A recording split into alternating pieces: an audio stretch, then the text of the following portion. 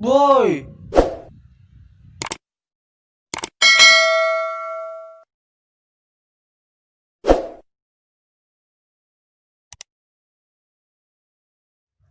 Bismillahirrahmanirrahim. Assalamualaikum warahmatullahi wabarakatuh.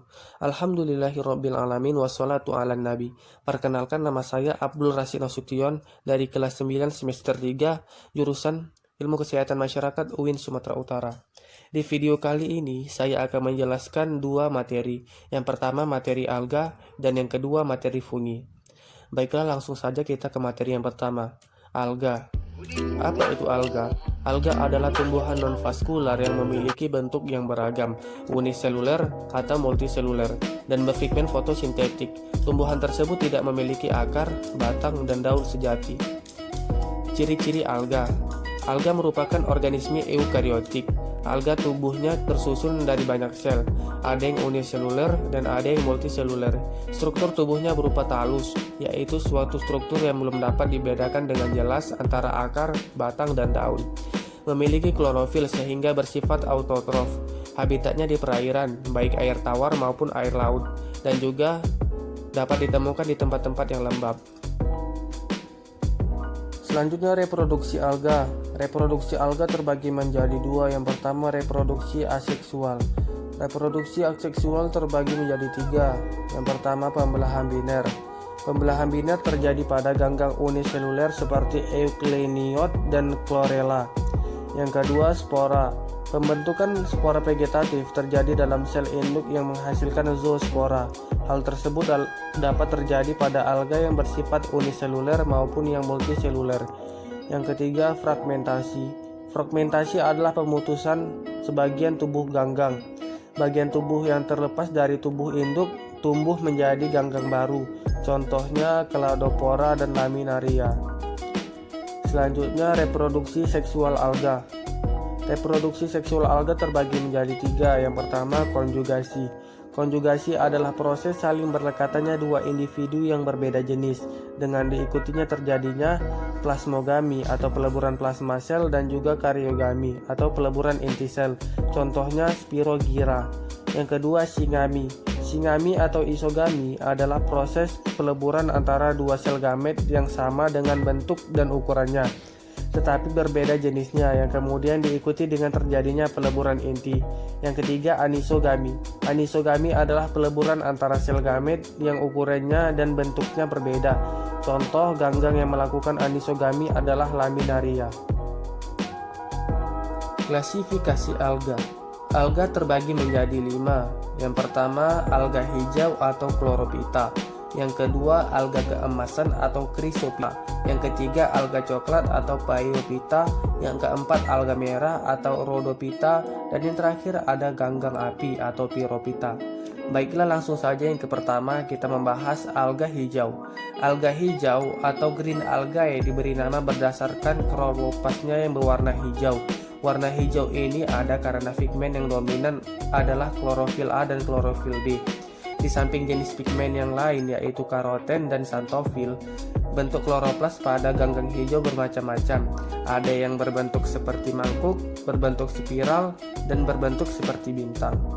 Alga hijau memiliki banyak manfaat bagi manusia, seperti menurunkan berat badan, upaya pencegahan kanker, upaya menjaga kesehatan jantung, menurunkan kadar kolesterol, dan menghindarkan stres.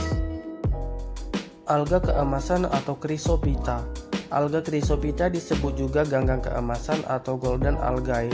Warna keemasan disebabkan karena ganggang ini memiliki pigmen berupa karoten dan xanthofil yang jumlahnya dominan dibandingkan dengan klorofil A dan C, sehingga membuat sel plastida berwarna hijau kekuningan atau coklat keemasan.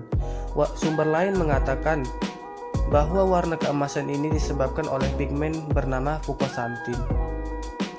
Alga keemasan sering dimanfaatkan untuk berbagai keperluan bahan dasar pembuatan kaca dan sering digunakan sebagai penyaring karena tekstur alga keemasan berpori. Alga coklat atau phaeophyta. Phaeophyta adalah salah satu alga yang memiliki jumlah sel banyak dan alga coklat bisa dilihat dengan kasat mata. Talus pada alga coklat memiliki pelekat yang menempel pada tubuhnya. Alga coklat memiliki banyak manfaat, seperti untuk pembuatan es krim, untuk membuat salep, untuk membuat fil, untuk membuat pasta gigi, dan untuk membuat makanan rumput laut. Yang keempat ada alga merah atau Rhodophyta. Istilah Rhodophyta berasal dari bahasa Yunani Rhodos yang berarti merah. Jadi Rhodophyta berarti ganggang merah atau red algae. Berbeda dengan film lainnya, film ini tidak mempunyai tahapan flagela dalam siklus hidupnya, dan alga merah memiliki pigmen fotosintetik yang berupa phycobilin. Alga merah adalah salah satu alga yang bermanfaat untuk pembuatan obat pencuci rambut atau sampo. Sampo yang terbuat dari alga merah memiliki tekstur yang tidak lengket dan sangat aman bagi permukaan kulit kepala. Dan yang terakhir ada ganggang api atau Pyrophyta. Film Pyrophyta sering disebut Dinoflagellata. Dinoflagellata terdiri dari sekitar 1.100 jenis, terutama hidup di dalam air laut. Meskipun beberapa jenis hidup di air tawar. Dinoflagellata merupakan ganggang uniseluler yang motil, dengan ciri utama terdapat celah dan alur di sebelah luar pembungkus yang melingkupi dinding sel. Ada banyak manfaat atau kegunaan yang dimiliki alga api. Alga api tidak boleh dijadikan bahan makanan yang berlebihan karena bisa membahayakan saat dikonsumsi tidak sesuai dengan porsinya.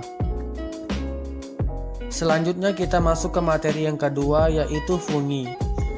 Definisi: jamur atau fungi merupakan organisme eukariotik yang tidak berklorofil. Jamur bersifat uniseluler dan juga multiseluler. Jamur atau fungi sering ditemukan pada lingkungan sekitar tumbuhan subur, terutama pada musim hujan, sebab jamur menyukai tempat lembab. Ciri-ciri fungi: 1. Mempunyai hifa, benang tunggal atau bercabang. Kumpulan hifa disebut miselium. 2. Menghasilkan spora. Yang ketiga, tidak memiliki klorofil untuk berfotosintesis. Yang keempat, berkembang biak secara seksual dan aseksual. Yang kelima, dinding sel jamur tersusun atas kitin, glukan, selulosa, dan manan. Reproduksi fungi secara seksual. Jamur dapat membelah diri dan kemudian membentuk spora. Kemudian spora tersebut akan terbawa angin dan air, lalu spora tersebut berkecambah di tempat lembab maupun di atas permukaan yang sesuai. Jenis-jenis spora yang dihasilkan secara seksual yaitu Ascospora, Basidiospora, Zygospora, dan Oospora. Sedangkan secara seksual dilakukan dengan pembelahan sel atau fragmentasi dan pembentukan spora. Pembentukan spora berfungsi untuk menyebarkan spesies dalam jumlah besar. Klasifikasi fungi. Yang pertama, divisi Zygomycota. Yang kedua, divisi Ascomycota.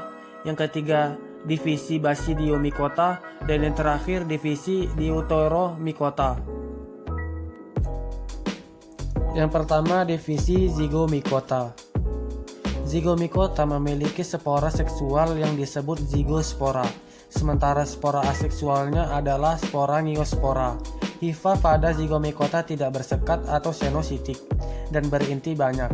Jamur Zygomycota dapat ditemukan di darat, tanah, dan organisme mati sebagai sprofit. Zygomycota juga memiliki 3 tipe hifa. Yang pertama, rhizoid yang berbentuk seperti akar, stolon yang berbentuk seperti anyaman pada permukaan substrat, dan sporangiofor yang tumbuh tegak dan terdapat sporangium di ujung atasnya. Sebagian jamur ini adalah parasit pada tanaman, serangga, dan hewan kecil. Yang kedua, Ascomycota. Ascomycota merupakan jamur yang menghasilkan Ascospora sebagai spora seksual dan Conidiospora sebagai spora aseksualnya. Ascospora dihasilkan oleh struktur berbentuk kantung yang disebut ascus. Sementara itu, Conidiospora dihasilkan dari ujung hifa khusus yang bernama conidiofor.